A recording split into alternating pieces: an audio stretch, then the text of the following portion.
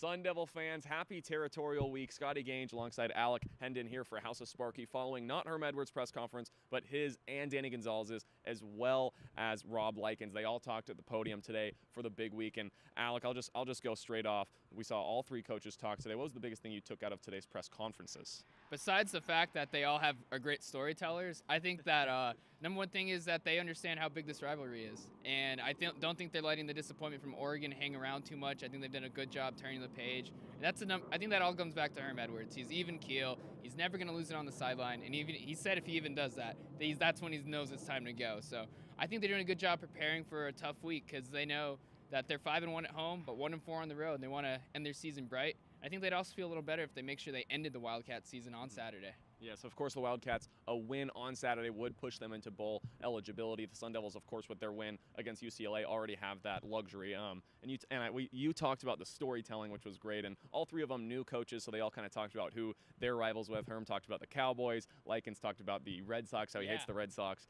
So that was pretty fun to listen to. But kind of going into the game, a lot of the talk today was about J.J. Taylor, the running back for Arizona. Yeah, J.J. Taylor, he's leading the Pac-12 in rushing. He's a really dynamic back. He's a real smaller guy. Rob Likens compared him to Eno, as well as Danny Gonzalez commented on his strength and how powerful he is. And the one thing that caught my eye was Gonzalez talked about how because Arizona has big offensive linemen, it's hard to find him in the secondary for the defense. He's easy to lose and hard to sneak behind. He's also hard to bring down. So he definitely possesses another challenge for ASU. ASU's seen their fair share of good running backs this season, but they've also struggled to defend the run on the road. Gonzalez didn't really have a clear answer as to why that is, but it'll be interesting to see if they're able to solve it because you know how much this game means to ASU.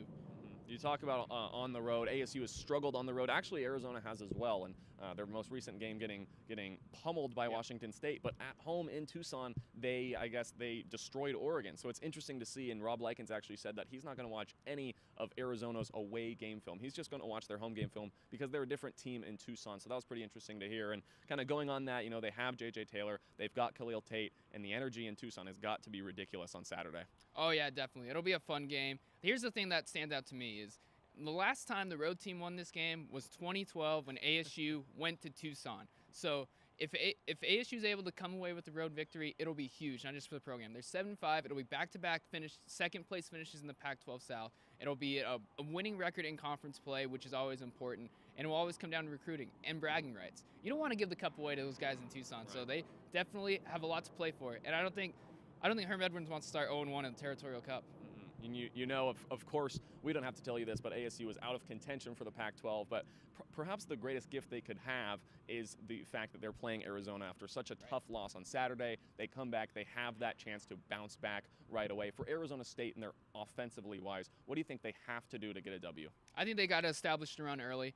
Arizona's run defense has been good at times, like Rob Likens mentioned. They stuffed Oregon's run offense, who had a pretty good game against ASU last week. So if ASU, they want to get going early, and they want to get into their way, be able to get the ball to N'Keal Harry. Herm said it all the time. It's number one and number three. If they get the ball, good things happen. So definitely establish the run. That's the number one thing on offense. And I also think they want to control the ball. They don't want Arizona to have the ball. They want to make sure that they control the clock. And because when you're playing on the road, you want to have the momentum. You want to have the ball. You want to feel like you're in control because it can get away quickly, as ASU's seen so far this year. Control the ball, control the clock, you control the cup. That's what we're gonna end it on right there. Sun Devils heading over to Tucson on Saturday, and hey, folks, we'll see you there.